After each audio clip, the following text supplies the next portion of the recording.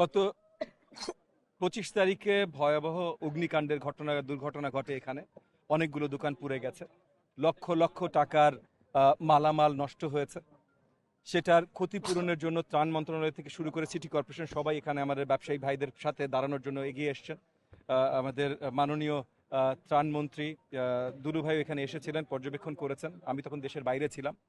আজকে আমি এসে এখানে যে আড়তের ম্যানেজার আছেন, কমিটির যে প্রেসিডেন্ট বা কমিটির সদস্যরা আছেন, তাদের সাথে কথা বললাম।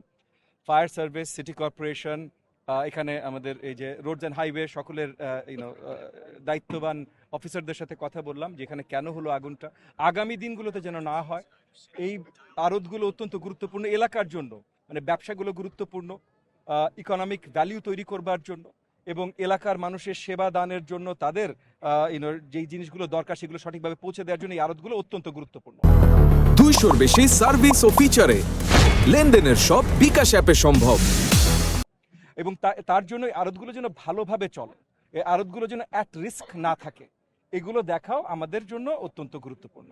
সেই জায়গা থেকে আগামী দিনগুলোতে যেন এইভাবে আগুন না লাগে, এইভাবে ক্ষতি না হয়, সেটা কিভাবে আমরা প্রোটেক্ট করতে পারি, ক্ষয়ক্ষতি হলে সেই ক্ষতিপূরণ কিভাবে ব্যবস্থা করতে পারি, ব্যবসায়ী ভাইয়েরা কিভাবে তারা একত্রিতভাবে নিজেদের প্রোটেকশন আরও বড় ব্যবস্থা করতে পারে, এবং ছোটোখাটো কিছু অরাজকতাও এখানে আছে জমি টমি সংক্রান্ত, সেই জিনিসগুলো যেন আগামী দিনগুলোতে না থাকে সেগুলো আমরা দেখতে চাই।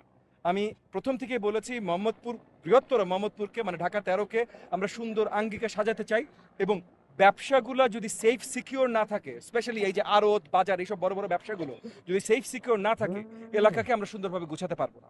তো এখানে যত আড়তে যত ব্যবসায়ী ভাইয়েরা আছেন, তাদের যা প্রয়োজন সেটা আমাদের এই এলাকাবাসীদের প্রয়োজন।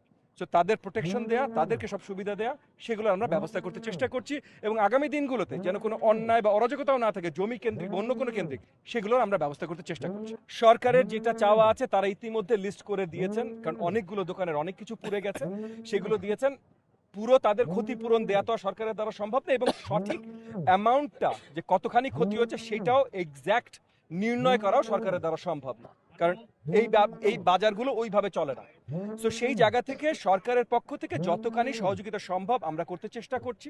ত্রাণ মন্ত্রণালয় থেকে মন্ত্রী মহোদয় খুদ এসে প্রমিস করে গেছেন, আমার সাথেও কথা বলেছেন। ঢাকা সিটি কর্পোরেশন নর্থের দায়িত্বে আছেন মিল্টন ভাই, তার সাথেও আমার কথা হয়েছে, উনিও লোক পাঠিয়ে পর্যবেক্ষণ করিয়েছেন। তো সরকারের পক্ষ থেকে সকল সহযোগিতা আসছে, কিন্তু মোর ইম্পর্টেন্ট এই সহযোগিতাগুলো ক্ষণস্থায়ী, সাময়িক। লং টার্ম যেন এই আড়ত এবং এই প্রত্যেকটা ব্যবসা ভালোভাবে চলতে পারে, এলাকাবাসীও যেন সঠিকভাবে সার্ভিস পায়, ব্যবসায়ীরাও যেন সঠিকভাবে ব্যবসা করতে পারে, লাভজনক ব্যবসা করতে পারে, সেই ব্যবস্থাগুলো আমরা তৈরি করি।